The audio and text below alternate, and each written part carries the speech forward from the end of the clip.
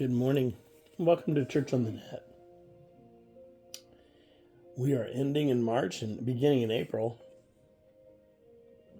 God has been so good. So this sermon today may cause some upheaval. I would ask you, please, before you respond to it, read everything in the comment and really listen to it. Because the underlying cause, a statement, have we let the cross become a distraction? 1 Corinthians 1:18. For the message of the cross is foolishness to those who are perishing, but to us who are being saved, it's the power of God. It's a tough question, very tough one to answer. And what I mean is, we put so much power in the cross, and it's actually the cross. It's just a symbol. The actual power comes from the blood that was shed on the cross. That's where the power's at. I was watching an old horror movie about a vampire. I just like old movies like that. Anyhow, this guy pulled out a cross, and the vampire looked at him and said, that has no power. The power comes from the faith in what it represents. The power, your power as a believer, comes through Jesus Christ. And faith of a mustard seed, he says, can move mountains. And it's true, but we sometimes very rarely have the faith of a mustard seed. What are you doing? What are you holding on to? I collect crosses. I used to have a wall full of them. I've got a bunch of them. Some have gotten broken.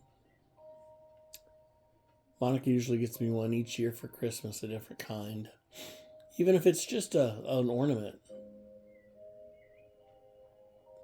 Not because of the cross, although it's wonderful. And I love it when they are glass or crystal and they light up.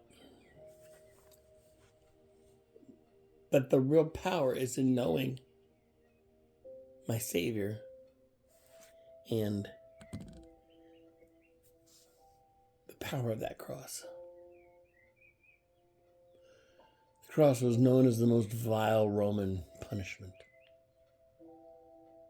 And there's been so many stipulations. Other crosses didn't come out, I believe, until after that. The St. Andrew's cross, which is like a cross, which is like an X, which the sufferer has to spread eagle. Or Peter, who requested to be crucified upside down. You see, you died of asphyxiation on the cross. Not just the pure pain and torture. And they usually broke your arms and legs. If this is a life-threatening situation, please dial 911 directly from your phone. So, please excuse that.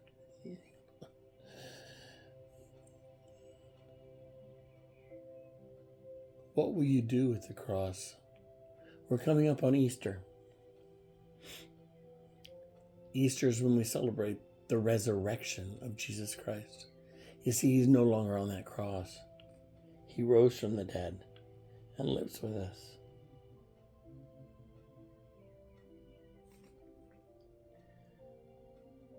What will you do with the cross? And will you find the power that comes from it? As a believer, it's yours. One of my favorite verses, Paul wrote it in Philippians, for to me, to live is Jesus Christ and to die is gain. You see, it's all about him.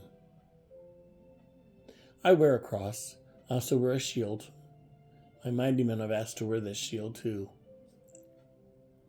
And it says that our wrestle, it's from Ephesians 6:10, our wrestle is not against flesh and blood, but against the spiritual forces for evil in the heavenly realms. That's a paraphrase. The fight is real, the army is real, and the war is real. Just because you can't see it doesn't mean it's any less real.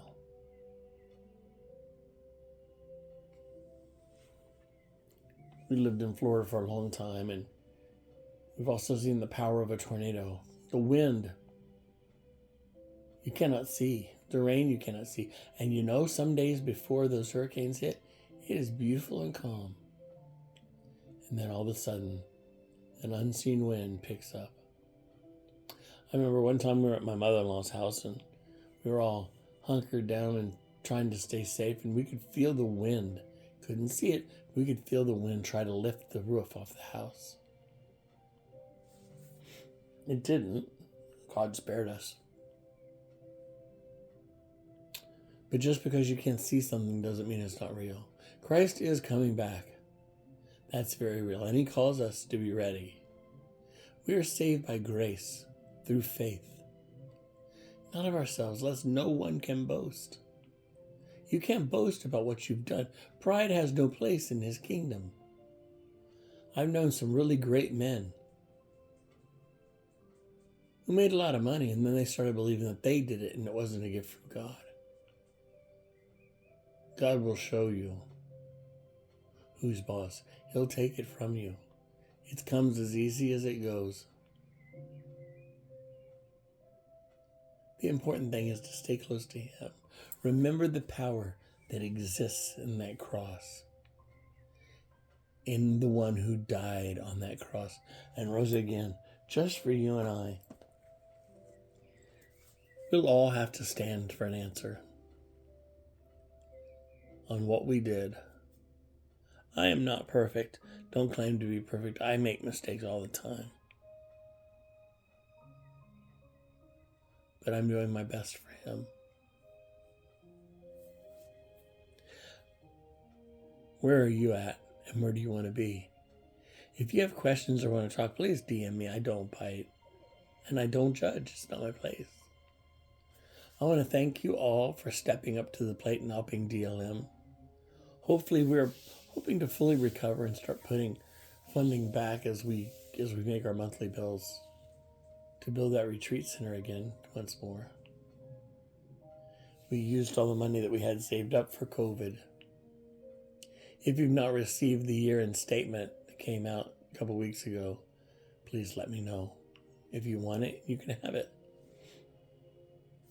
Also, the men's retreat is coming up August 1st, 2nd, and 3rd in Rippling Waters, West Virginia. Cost is $333, plus you need to get there. Now, if the cost is a problem, you need to talk to me. We're going to be talking about what does it mean to live victoriously? What is victorious living? Kingdom living. If you want to support our ministry, or if you want to send in the funding to go on the retreat, all that's listed in the comments. If you're doing it for the retreat, just tag it retreat money, and we'll get a hold of you. We would like all the funds in by July the 1st for the retreat. But if that's a problem, please let me know.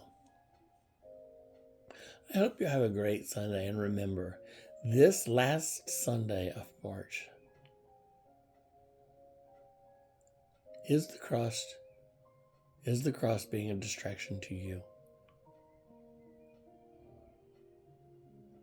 God bless you all and have a great Sunday.